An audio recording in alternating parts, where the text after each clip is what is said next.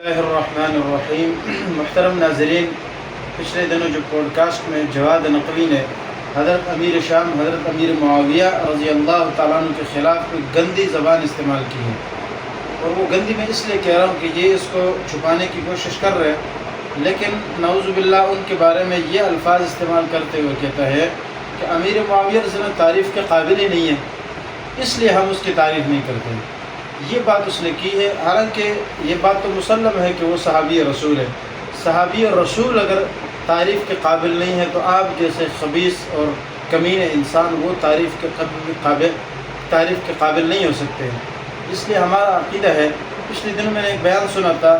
جس میں مولانا منظور مینگل صاحب نے بیان میں یہ بات کہی تھی کہ یہ جو جواد نقوی ہے اس کا ایک باپ نہیں ہے، یہ موتا کی پیداوار ہے، حرام خور،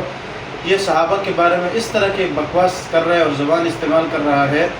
یہ کہہ رہا ہے کہ وہ تعریف کے قابل نہیں ہے۔ تو منظور مینگل صاحب نے ٹھیک کہا تھا کہ آپ حرامی ہے اور حرامی بندہ صحابہ کے خلاف بکواس کر سکتا ہے، اس لیے آپ اپنے نسل کے اور اپنے آپ کو ٹھیک کریں اور اپنے بارے میں ذرا سوچیں کہ پتہ نہیں میرا ایک باپ ہے یا ہزاروں باپ ہے۔ ظاہر ہے جو ہے نا باڑے میں پیدا ہو، متا کی پیداوار ہو، اس کی زبان سے صحابہ کے لیے کبھی اچھا لفظ نہیں نکل سکتا۔ میں ان لوگوں کو بھی پیغام دینا چاہتا ہوں جو جواد نقوی کے بارے میں یہ نظریہ رکھتے ہیں کہ یہ ذرا معتدل بندہ ہے، اچھا ہے، نرم ہے، صحابہ کے بارے میں اچھی زبان استعمال کرتا ہے، یہ صحابہ کی زبان بارے میں ان کی زبان ہے۔ آپ ان کی زبان خدا کی قسم ہو، آپ ویڈیو دیکھیں تو آپ حیران ہوں گے،